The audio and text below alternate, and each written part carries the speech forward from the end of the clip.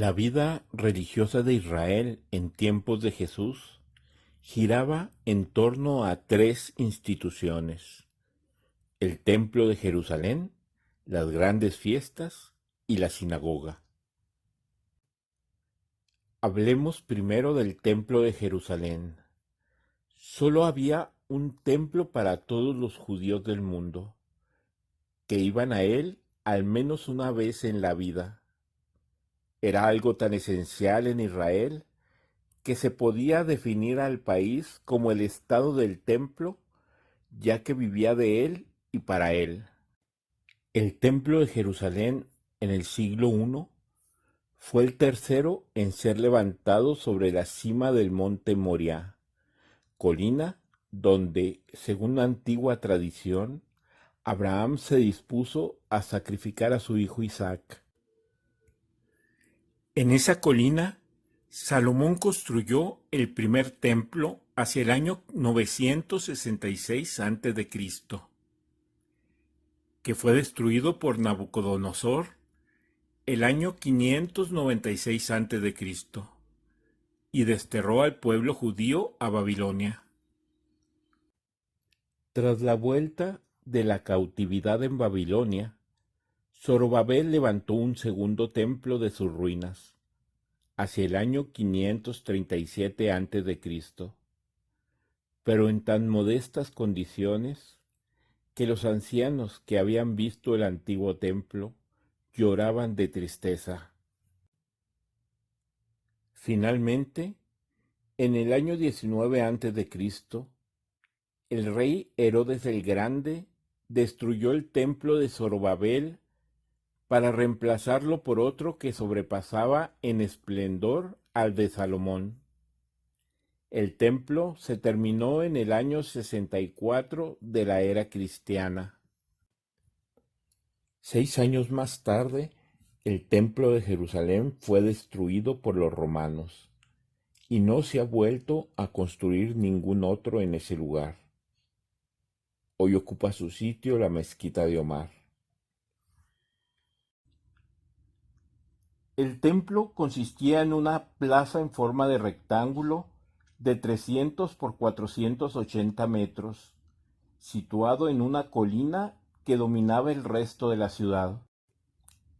La gran plaza estaba rodeada de pórticos, con 9 puertas, donde se reunía la gente para la discusión, la enseñanza y el cambio de dinero para el pago de los tributos al templo.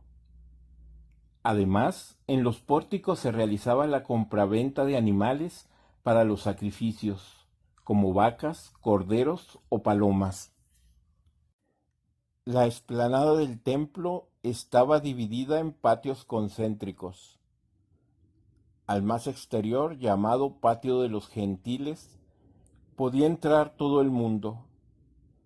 A los siguientes patios, los no judíos no debían entrar bajo pena de muerte. El siguiente patio, llamado Patio de las Mujeres, era hasta donde las mujeres judías podían entrar.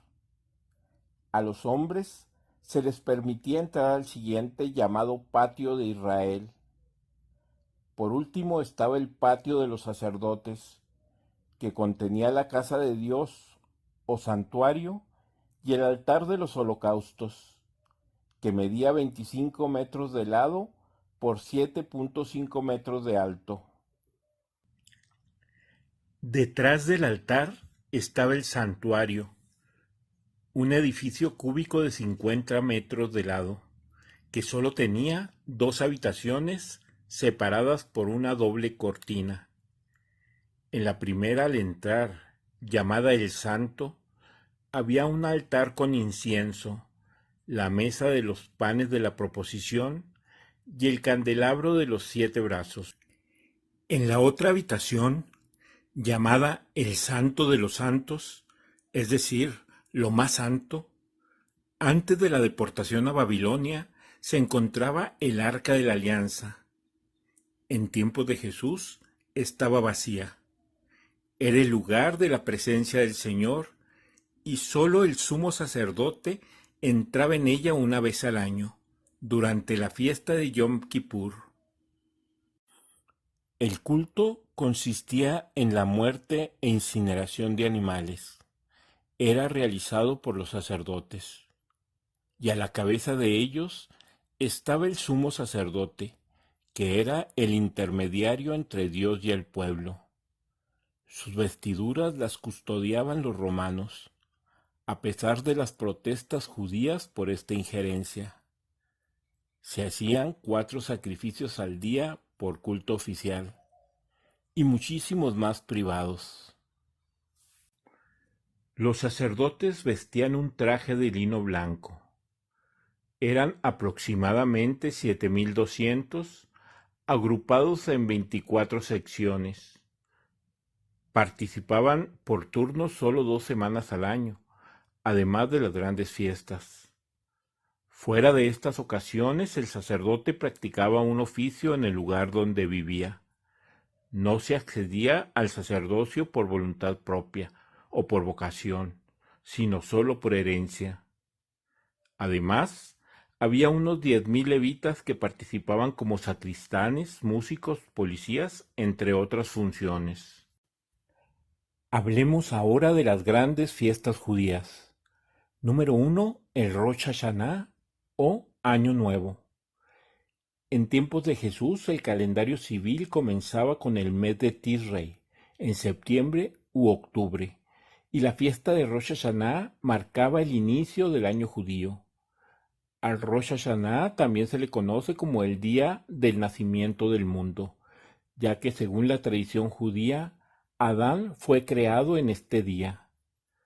También se conoce esta fiesta como Yom Teruah, el día del sonido del shofar, que era una trompeta hecha de cuerno de carnero que se hacía sonar ese día.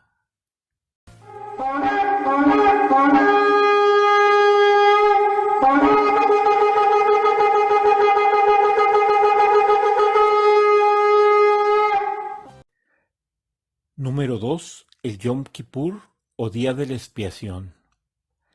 10 días después del Año Nuevo, días que debían de ser de arrepentimiento y conversión, se celebra el Yom Kippur, el Día de la Reconciliación, en el que el sumo sacerdote, revestido de vestiduras blancas, entraba en el lugar santísimo del templo. Solo en ese día podía entrar en dicho lugar, y lo hacía para expiar con sangre de animales sus propios pecados, los de los sacerdotes y los del pueblo. Los 10 días que transcurren entre Rosh Hashanah y Yom Kippur son la oportunidad que Dios concede a los hombres para que se reconcilien entre sí, salden sus deudas y pidan perdón. Número 3. Sukkot o Fiesta de los Tabernáculos. La fiesta de los tabernáculos es un tiempo para celebrar la presencia, el reposo, la bendición, el gozo y la gloria de Dios en medio de su pueblo. Su nombre en hebreo es Sukkot, es decir, tienda. Se celebraba durante 7 días, en los cuales el pueblo judío habitaba en tiendas y enramadas. Originalmente fue la fiesta de la vendimia y debió celebrarse en los viñedos. De ahí lo de morar en cabañas o tiendas. Con el correr del tiempo, el objetivo principal de esta fiesta fue que el pueblo recordara que ellos habitaron en tiendas durante su travesía en el desierto, y que Dios también habitó en medio de ellos en el tabernáculo. Número 4.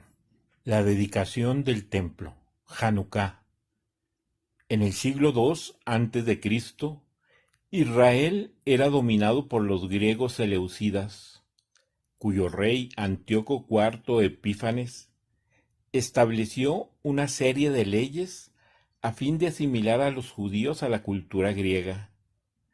Para ello, declaró ilegal la circuncisión, el sábat y el estudio de la Torá, bajo pena de muerte. Además, los griegos levantaron un altar a Zeus en el recinto del templo, al que sacrificaban cerdos, animal considerado impuro por los israelitas. Ante esto, los judíos liderados por Matatías y luego por su hijo Judas Macabeo, enfrentaron a los griegos y después de 3 años los derrotaron y recuperaron Jerusalén, encontrando el templo en ruinas y profanado con ídolos. El 25 del mes de Kislev, que comprende parte de nuestros meses noviembre y diciembre, lo rededicaron, que en hebreo se dice Hanukkah, y a partir de ese momento, anualmente comenzó a conmemorarse esa victoria, con una fiesta de 8 días con ese nombre. Número 5. La Pascua o Pesaj.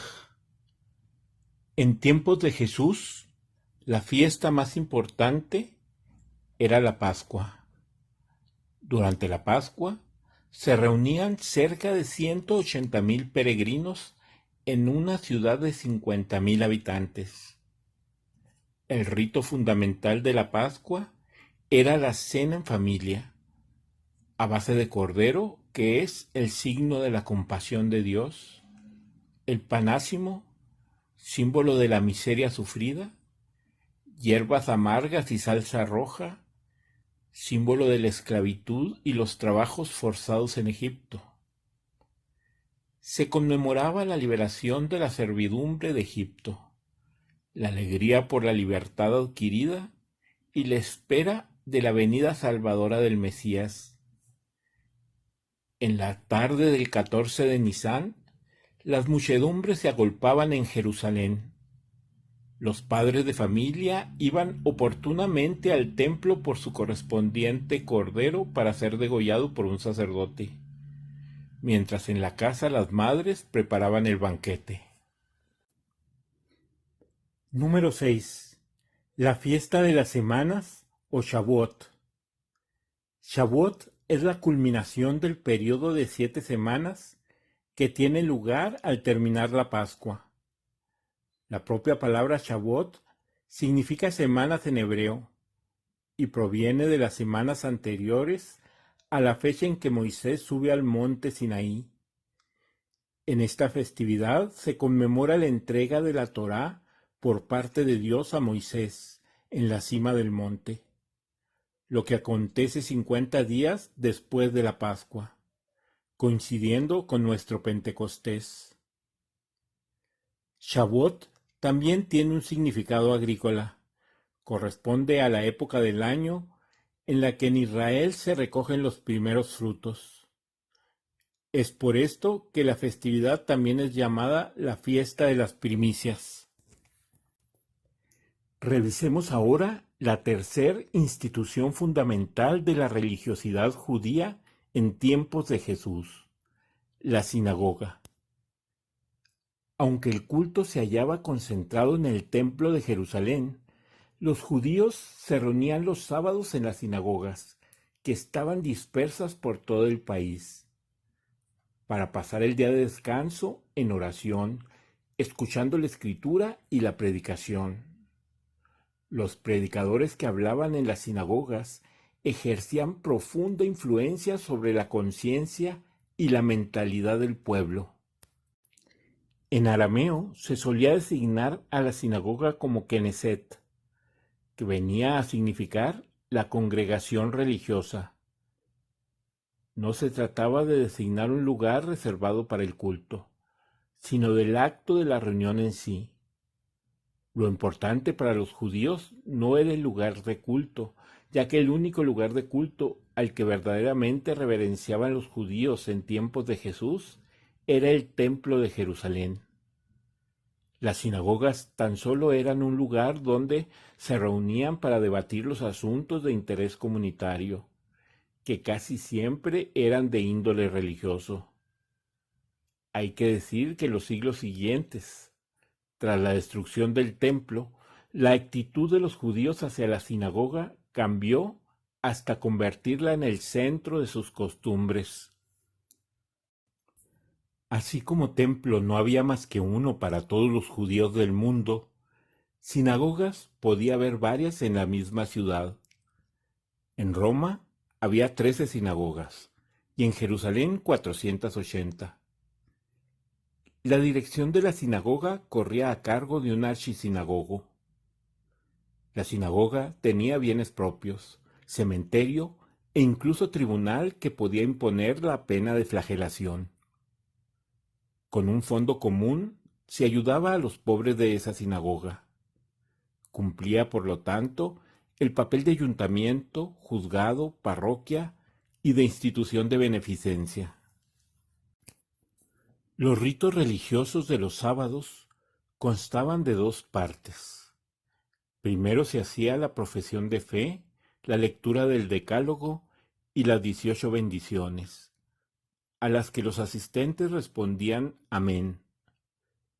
En la segunda parte se leía un trozo de la ley en hebreo y otro trozo de los profetas.